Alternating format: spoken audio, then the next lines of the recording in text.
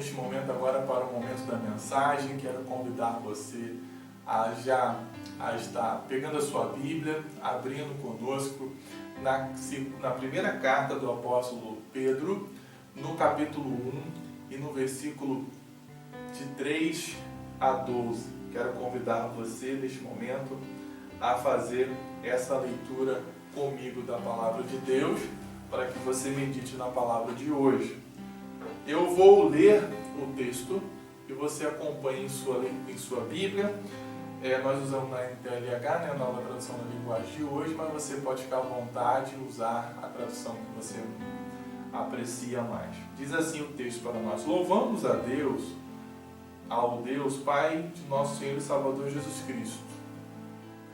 Por causa da sua grande misericórdia, Ele nos deu uma nova vida pela ressurreição de Jesus Cristo. Por isso o nosso coração está cheio de uma esperança viva. Assim esperamos possuir as ricas bênçãos que Deus guarda para o seu povo. Ele as guarda no céu, onde elas não perdem o valor e não podem estragar nem ser destruídas. Essas bênçãos são para vocês que, por meio da fé, são guardados pelo poder de Deus para a salvação que está pronta para ser revelada no fim dos tempos. Alegrem-se por isso, se bem que agora é possível que vocês fiquem tristes por algum tempo por causa dos muitos tipos de provações que vocês estão sofrendo. Essas provações são para mostrar que a fé que vocês têm é verdadeira, pois até o ouro que pode ser destruído é provado pelo fogo. Da mesma maneira, a fé que vocês têm, que vale muito mais do que o ouro, precisa ser provada para que continue firme. Assim vocês receberão aprovação, glória e honra no dia em que Jesus Cristo for revelado. Vocês o amam, mesmo sem o terem visto, e creem nele, mesmo que não estejam vendo agora. Assim vocês se alegram com uma alegria tão grande e gloriosa que as palavras não podem descrever. Vocês têm essa esperança porque estão recebendo a sua salvação, que é resultado da fé que possuem. Foi a respeito dessa salvação que os profetas perguntaram e procuraram saber com muito cuidado. Eles profetizaram a respeito da salvação que Deus ia dar a vocês e procuraram saber que o tempo e com essa salvação ia acontecer. O Espírito de Cristo que estava com eles indicava o tempo ao predizer os sofrimentos de Cristo, teria de suportar e a glória que viria depois. O 12, quando os profetas falaram a respeito das verdades que vocês têm ouvido agora, Deus revelou a eles que o trabalho que faziam não era para benefícios deles, mas para o bem de vocês. Os mensageiros do Evangelho, que falaram pelo poder do Espírito Santo, mandado do céu, anunciaram a vocês essas verdades. Essas são as coisas que até os anjos gostariam de entender. Amém? Que Deus abençoe a sua palavra. Que lindo texto, né, irmãos, que nós acabamos de ler.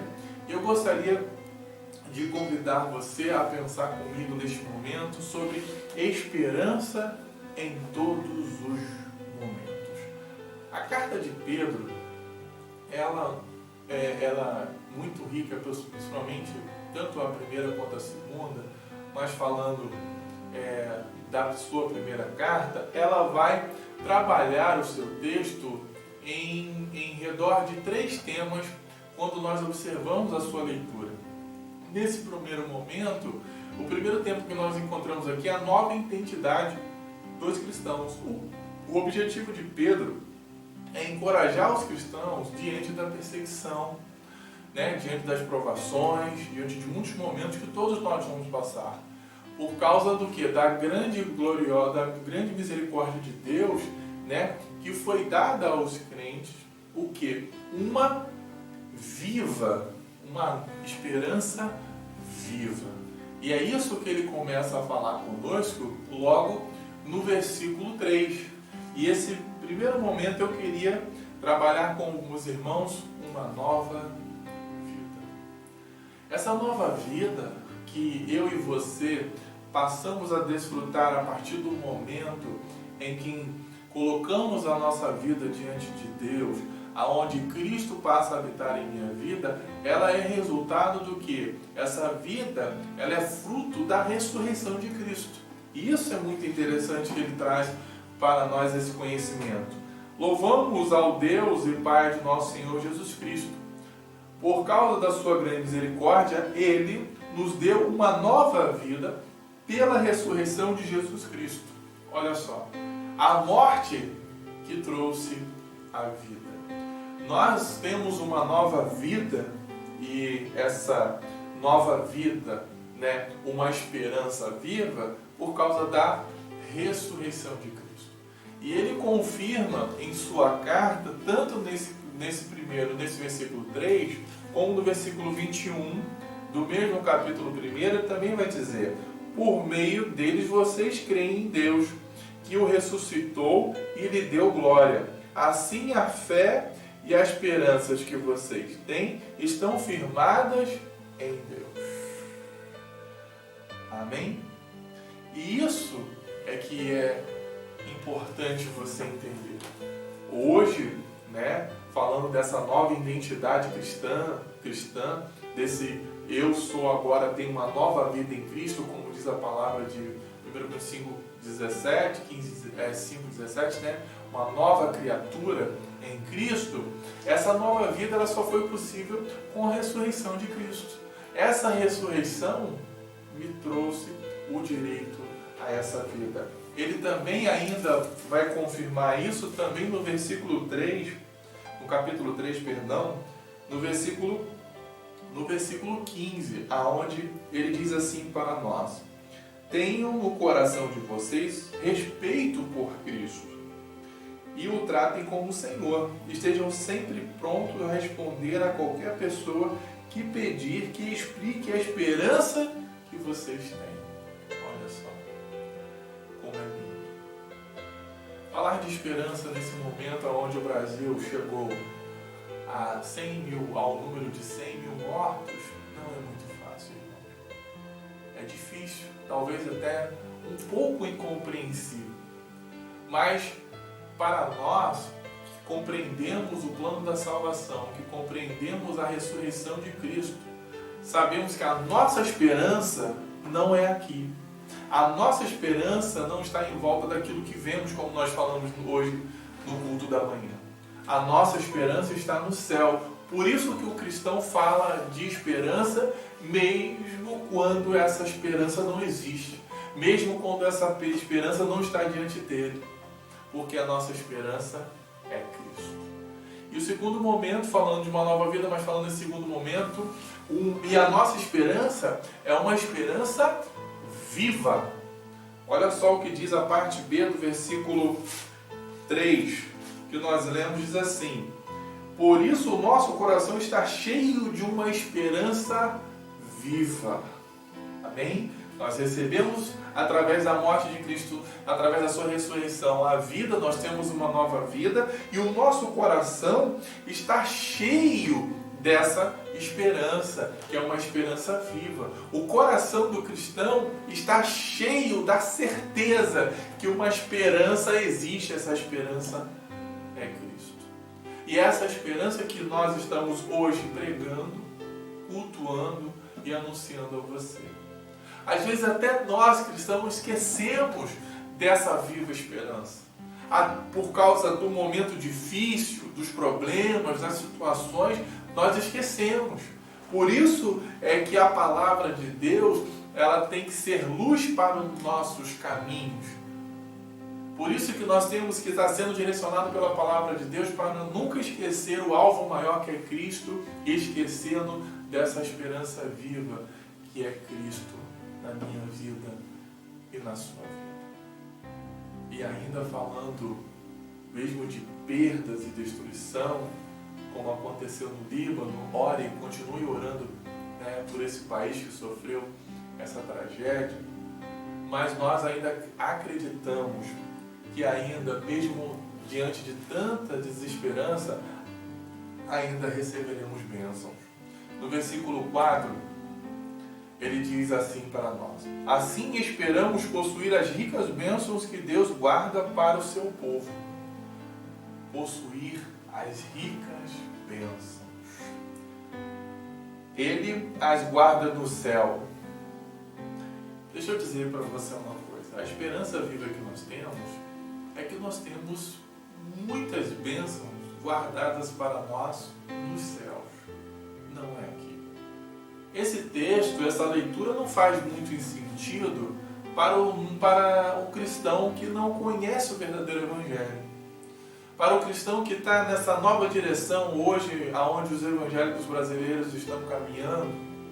Hoje nós não somos nem mais chamados de cristãos, e sim evangélicos, né? Perdemos até a nossa identidade de Cristo. Para um cristão essa palavra não faz sentido, porque a esperança dele é aqui. A esperança dele está nos bens materiais, naquilo que ele pode receber. Ele só dá porque ele está em busca de receber algo em troca. Ele não dá de coração. Agora, para quem conhece o Evangelho, para quem conhece a palavra de Deus, para quem sabe o que significa viva esperança, entende que é tranquilo tudo que estamos vivendo aqui, porque as bênçãos do Senhor estão guardadas para nós.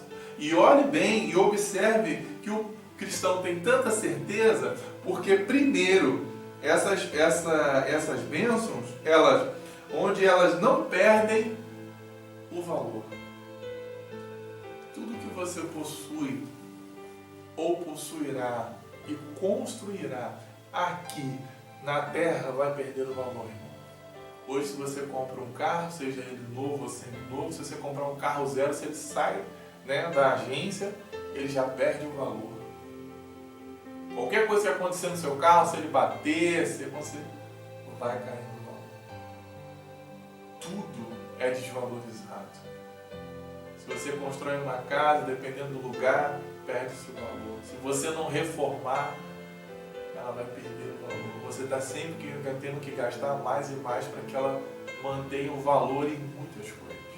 Mas graças a Deus que as bênçãos que o cristão espera, que o cristão tem a certeza que ele vai alcançar, não perdem o valor.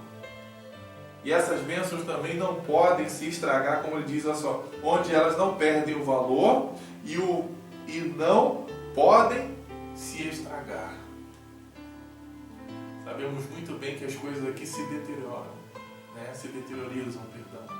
Podem ser destruídas se você não tiver um cuidado, se você não guardar. Se for madeira, você pode se molhar, já era. Se for ferro, pode enferrujar. Qualquer coisa, se você deixar o dinheiro, pode, né, roubar, rasgar, ser destruído. De qualquer forma, irmão, as nossas bênçãos não podem se estragar.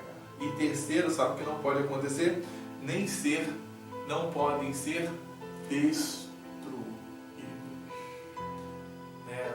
Você sabe que muitas das vezes alguém pode vir destruir algo que você conquistou, né? Quebrar, roubar, né? Ou seja por maldade ou não.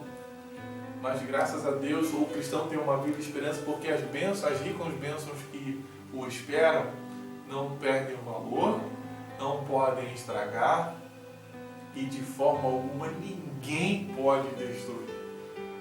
E por isso que às vezes você não compreende por que o cristão vive feliz no meio de tantas notícias ruins, há tanta desgraça, tanta morte diante dele.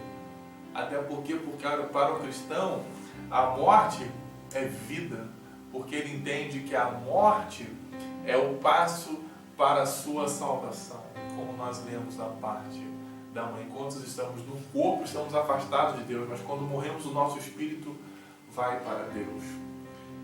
Pensando nesse quarto momento, eu gostaria de convidar você a ler o versículo 5.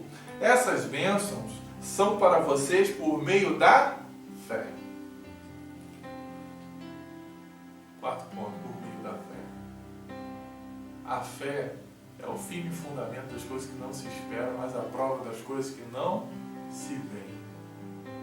É por isso o cristão, ele não vê o céu. Ele nunca viu o céu. Só vai ver o céu depois. Mas ele crê na palavra que Paulo disse que os olhos não viram, os ouvidos não ouviram, né? Os olhos ainda não contemplaram, nada pode ser comparado àquilo que está preparado para nós. E é por meio da fé, como dizem em Romanos 1,17, né? A justiça de Deus, do início ao fim, é revelada pela fé. Por isso diz, né? O meu justo viverá pela fé, como diz em Gálatas e como também diz em Abacuque.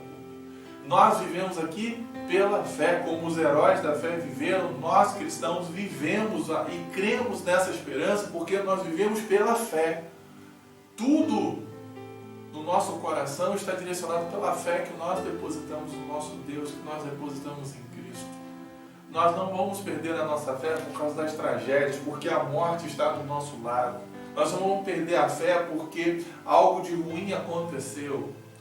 Esse não conhece o Evangelho, esse não conhece o cristianismo, não conhece toda a história como Pedro foi morto, crucificado de cabeça para baixo. Ele sabe que não são as provações que vai o afastar da glória e da esperança eterna que existem e está em Cristo Jesus. E neste momento ele diz, por meio da fé, são guardadas pelo poder de Deus para a salvação que está pronta para ser revelada no fim dos tempos. Amém? Essas bênçãos, elas estão sendo guardadas, que veio por nós, por meio da fé, são guardadas pelo quê? Pelo poder de Deus para a salvação, que está pronta para ser revelada. Nós ficamos pensando, né, que o fim dos tempos está chegando, vai chegar, está próximo, tudo isso é sinal, e nós não sabemos, de fato não sabemos. Mas para nós que temos fé, sabemos sim que a salvação está guardada em Deus. E nós temos a certeza, por meio da fé, que nós vamos alcançar quando esse tempo chegar. Amém? Eu queria convidar você a ler o versículo 6. Alegrem-se por isso. Se bem que agora é possível que vocês fiquem tristes por algum tempo, por causa de muitos tipos de provações que vocês estão sofrendo. É muito interessante que a palavra de Deus, ela é confortante para nós em todos os momentos. Você vê que Pedro está falando de esperança, né? Está falando da salvação, está falando de algo maior que vai acontecer conosco, mas ele sabe que em algum momento o nosso coração, ele às vezes fica triste, mas ele está aqui motivando ao cristão, se alegrem por isso, não se alegrem por tudo que está acontecendo, coisas boas ou ruins, se alegrem por causa da esperança, se alegrem por causa das ricas bênçãos que vocês já receberam, que estão guardadas pelo poder de Deus. Eu sei bem, olha só, sei bem que agora é possível que vocês fiquem tristes por algum tipo, né, por algum tempo, por causa de muitos tipos de provações. Ou seja, Pedro sabe que nós ficamos tristes em alguns momentos. Mas isso não quer dizer que nós estamos perdendo a esperança em Deus. Isso não quer dizer que nós perdemos a nossa fé em Deus. Não. O cristão também chora. O cristão também fica triste. Até porque se o cristão não ficar triste, ele está em conformidade com a palavra de Deus, que diz se alegrar com os que se alegram e chorar com os que choram. Nós temos que ser, neste momento, como eu posso dizer, compartilhar a dor do outro. Quantas pessoas estão enlutadas? Nós vimos orando sempre no nosso culto, nós oramos hoje, né? Nós estamos orando pelas 100 mil vidas, né? Não sei se são 100 mil famílias, que tem pessoas, né, da mesma família que perderam 2 ou 3, mas são milhares de famílias chorando neste momento, e nós temos que compartilhar dessa dor, porque nós somos cristãos e sabemos que o homem, ele chora, ele sente dor. E isso é que Pedro está dizendo, né? Fiquem tristes por algum tempo. A tristeza era tranquila, como diz a palavra de Deus, né? O choro pode durar uma noite toda, mas a alegria vem pela manhã, por causa de muitos tipos de provações que vocês estão sofrendo. Existem vários tipos de provações que nós sofremos. A Covid-19 não foi a única pandemia, a única tragédia que aconteceu no mundo. Várias outras tragédias já aconteceram neste mundo e ainda vão acontecer até a vinda de Cristo. Mas ela é temporária, ela é passageira. Então, por isso eu digo, alegre-se. Alegre-se porque a nossa esperança está no nosso Cristo, o nosso Senhor. Convido você a observar o versículo 7, ele diz assim: essas provações são para mostrar que a fé que vocês têm é verdadeira. Agora eu queria perguntar aos irmãos, a nossa fé é verdadeira? A minha fé em Cristo é verdadeira? Olha só o que ele está dizendo. Essas provações são para mostrar que a fé que vocês têm é verdadeira.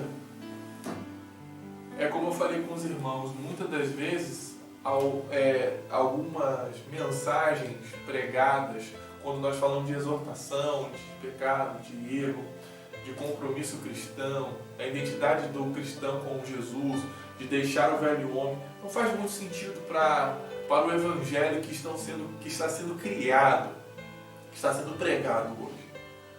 Mas para nós, sabemos muito bem porque essas provações são para mostrar.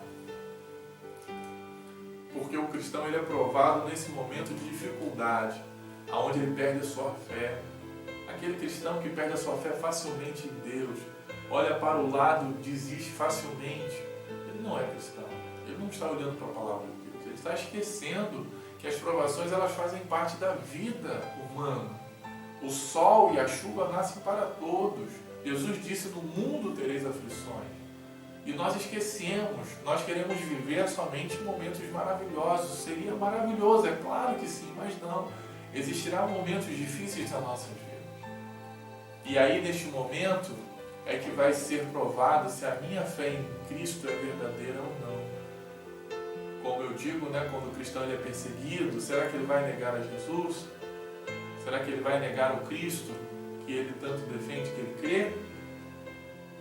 Pois até o ouro que pode ser destruído é provado pelo fogo. Da mesma maneira, a fé que vocês têm, que vale muito mais do que o ouro, precisa ser provada para que continue firme. Até o ouro, irmãos, ele é provado no fogo para ver se ele é um ouro verdadeiro, um ouro puro. A nossa fé também é provada para ver se nós continuamos firmes ou não. Muitos desistem no momento difícil da vida, olham para trás, esquecem de Cristo por causa de um problema, de uma provação, de uma dificuldade. Isso não é uma verdadeira fé em Cristo Jesus. É uma fé momentânea, uma fé que logo passa quando aquilo que é alcançado, é almejado, se desiste. Não, a nossa fé tem que ser firmada em Cristo, que não desistiu da cruz, não deixou de cumprir a vontade do Pai, não deixou de sofrer todas as dores por causa das nossas transgressões e dos nossos pecados. Então a nossa fé precisa ser provada sim, para ver se é uma fé firme, verdadeira, senão nós não seremos de forma alguma aprovados. E assim vocês receberão a aprovação, glória e honra no dia em que Jesus for revelado. Essa é a única forma para que naquele grande dia, quando Jesus voltar, nós receberemos o galardão, a honra e a glória que não é nossa, mas está em Cristo.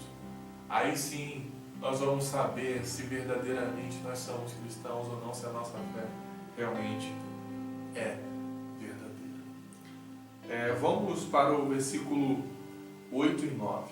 Vocês o amam mesmo sem o terem visto, e creem nele mesmo que não estejam vendo agora. Assim vocês se alegrarão com uma alegria tão grande e gloriosa que as palavras não podem descrever. Isso é o cristão. Pedro viu Cristo, Pedro andou com Cristo, Pedro presenciou os seus sofrimentos, Pedro presenciou o milagre, a sua própria sogra foi curada. Mas nós não.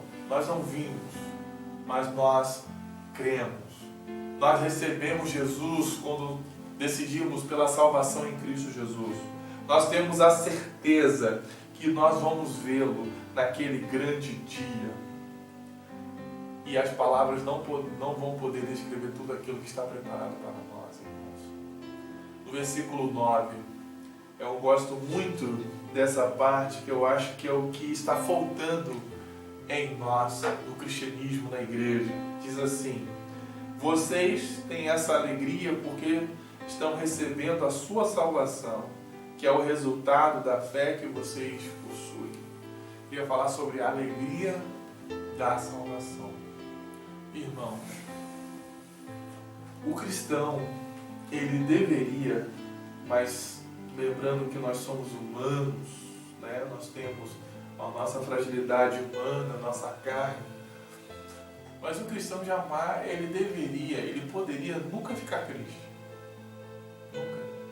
Porque ele tem uma salvação garantida. Nós perdemos, irmãos, a alegria da salvação. Você não vê mais isso no cristão. Ele está triste porque ele não tem a televisão nova que ele queria ter. Ele está triste porque ele não alcançou o carro que ele queria ter. Ele está triste porque não foi feito da forma que ele queria. O cristão, irmãos, ele deveria estar alegre 24 horas porque a motivação da sua alegria é a salvação que ele recebeu em Cristo Jesus.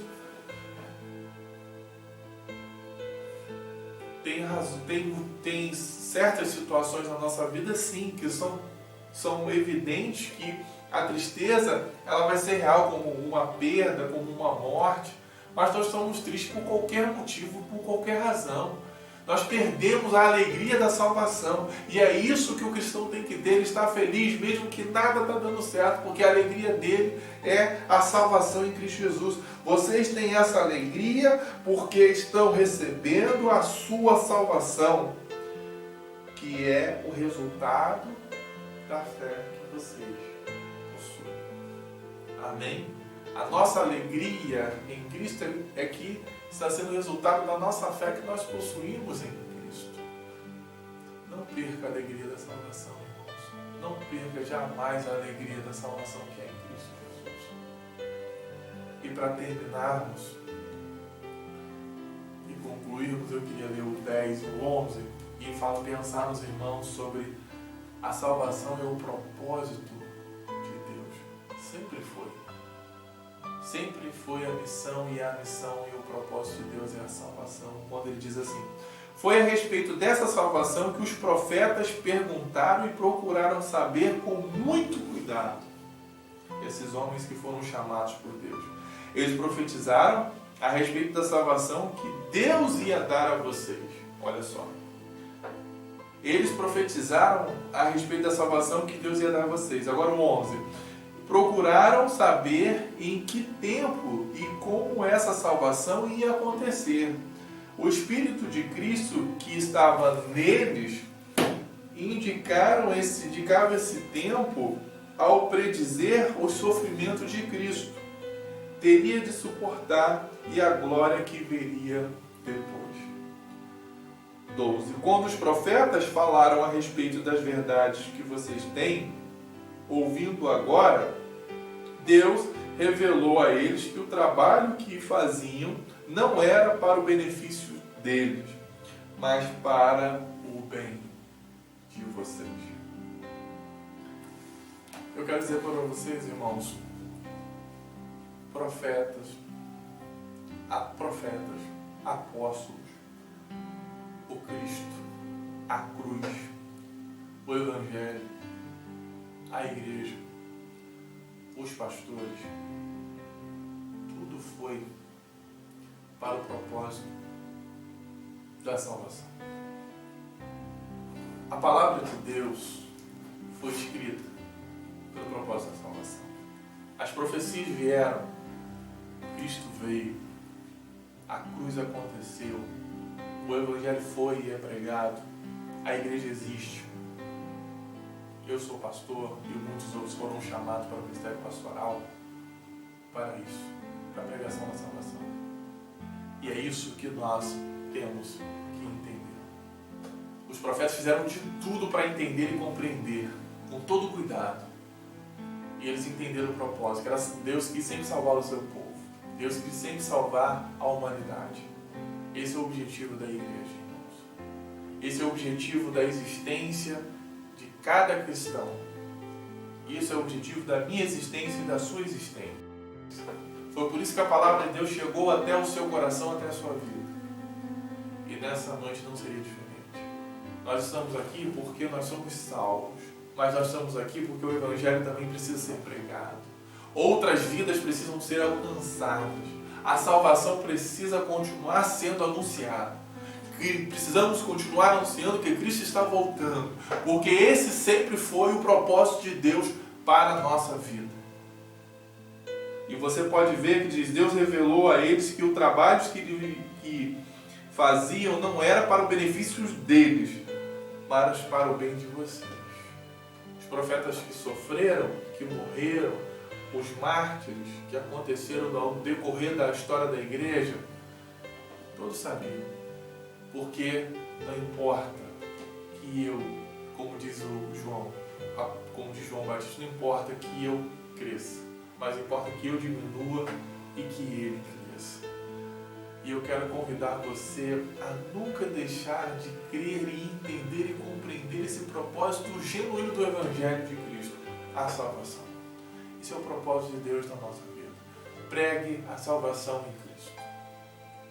Então, a nossa esperança está em todos os momentos, porque em todos os momentos Deus quer salvar a humanidade. Hoje Ele quer salvar vidas, amanhã Ele vai querer, até a volta de Cristo Ele vai querer salvar essa humanidade perdida. E graças a Deus que a salvação me alcançou a sua vida. Se você ainda não tomou a sua decisão em Cristo, tome a decisão em Cristo hoje. Cristo quer salvar a sua vida. Cristo quer convidar você a fazer parte do povo de Deus. Ele quer que você tenha uma viva esperança e possui as ricas bênçãos que no céu estão, aonde ninguém pode roubar, não vai estragar e ninguém pode ser destruído. E eu quero convidar você a orar comigo neste momento, para que você receba a salvação em Cristo Jesus. Senhor, nosso Deus e Pai, nós te agradecemos por essa rica oportunidade que temos diante do Senhor nessa noite, de cultuarmos a Ti, de podermos buscar ao Senhor. E obrigado pela Tua palavra. A nossa esperança é em todos os momentos, porque a nossa esperança não está aqui, a nossa esperança está no céu, a nossa fé não é depositada em homens, não é depositada em objetos, mas é depositada em ricas bênçãos do céu. A nossa esperança existe em todos os momentos, porque nós cremos na salvação que o Senhor revelou e o Senhor trouxe até nós. Obrigado, Deus, pela existência da igreja, da Tua palavra, do Teu Evangelho, que todo o propósito do Senhor é a salvação das vidas. E que nós possamos fazer parte desse propósito de salvação, levando a mensagem do Evangelho para aqueles que ainda não conhecem. Obrigado por esta rica oportunidade, Senhor, em nome de Jesus. Amém. Deus te abençoe.